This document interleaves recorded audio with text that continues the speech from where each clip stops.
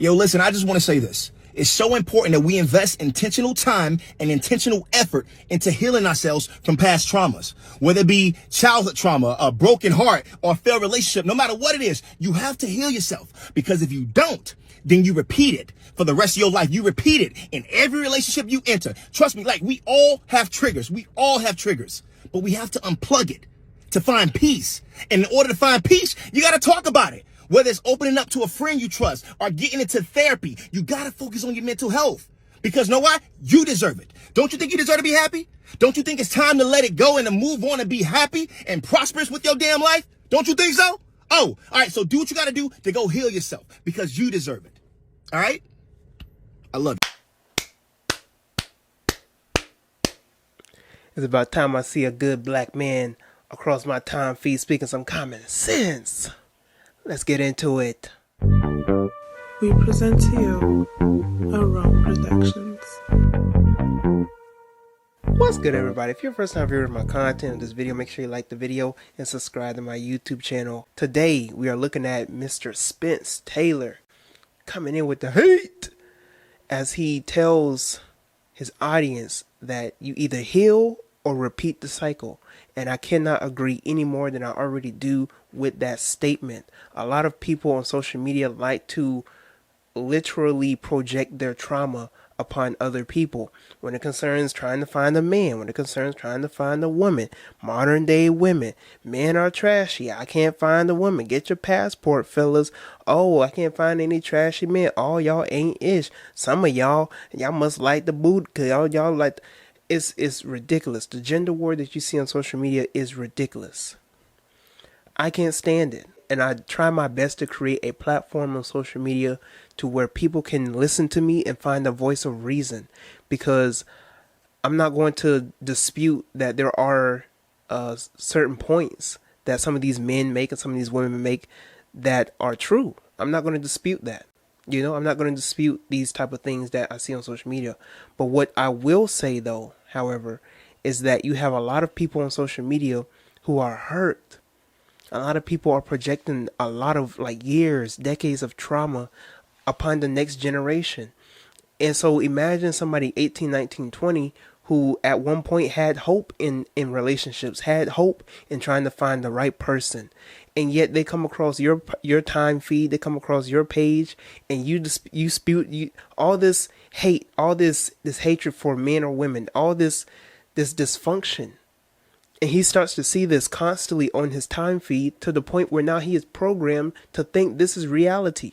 There's a lot of women, there's a lot of men who have echo chambers, and there's just echoes and echoes and echoes of trauma, echoes and echoes and echoes of all type of hurt and damage and pain. And instead of them going through the necessary process as grown as adults to get the help that they need, they instead have projected their trauma and they have masqueraded this hurt through personalities, through podcasts, through through social media accounts, Twitter accounts, and so on and so forth. And I've talked about this before on my podcast episodes and on previous YouTube videos. You can't be somebody that calls himself a man or a woman and call yourself a positive influence trying to wake up the world, and yet you're projecting your trauma. You can't be out here telling men not to get married because women are scandalous. Women will just want to take your money and she gonna up and dip you, and the women are. What type of message is that for the next generation? Literally, what type of message are you really putting out there for the next generation in terms of men? Yes, you can tell men to get on their game. Yes, you can tell them before they even try and invest themselves in a woman, make sure you have your mental stability, financial, spiritual stability, all this type of stuff. But don't tell them not to pursue women. Don't tell them not to pursue having a family and getting married just because you grew up in a dysfunctional household or it didn't work out for you. Women, stop telling younger women not to pursue men. Stop telling the younger women to not pursue men or to not look into trying to find a good man or giving that good man a chance. Stop telling these women to manipulate men into getting them to do what you want them to do. Stop telling younger women that men are just trash and all they want you is for sex and all that type of stuff. What are you telling the next generation? You are literally, and these be the same people that be wondering why is the next generation messed up. Y'all raised them. Some of y'all older folk be wondering what's wrong with the next generation, what's wrong with this new generation. Y'all raised them. Y'all passed down y'all trauma and y'all pain, and y'all literally inflicted on them. And now they're projecting that trauma and that pain that you passed down, that maybe your parents passed down and their parents passed down. Y'all are literally walking generational curses.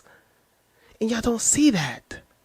I'm tired of having conversations on who's the most irresponsible, who's the most messed up, who's the most targeted, who's the most disrespected. It's black women. No, it's black men. It's black women. No, it's black men.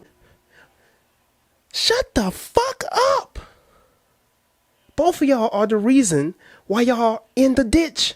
Y'all wondering who put y'all in the ditch first? Can we get out of the ditch and then talk about that? This is why I don't even want to follow the whole pro-black conscious movement, because all it is a continuous conversation on who's the most messed up. And black men, we got to do better. Black women, we got to do better. No, them black women got to do. No, you black men got to do better. And y'all just, it's just going to be an endless war. It's going to be an endless race over y'all trying to figure out who's the most messed up, and who caused the most harm to who, and who caused the most destruction to who, and who's the most responsible for the destruction in the black community. Listen, all of that is dead. All of that is over. When are you going to take matters into your own hands, be accountable for your past traumas and your experiences and who you are as a person, and take that into consideration and find you a good person? Stop concerning yourself with the masses. Stop concerning yourself with, well, it's most likely statistically that I can't find a good No, all that is dead. All of that is gone. Are you going to take matters into your own hands and be responsible for your trauma and for who you are as a person? Are you actually going to take in the necessary time to find a good person? Or are you just going to stay in your trauma? You're going to victim blame. You're going to point fingers and blame everybody else instead of taking matters into your own hands. What is it going to be?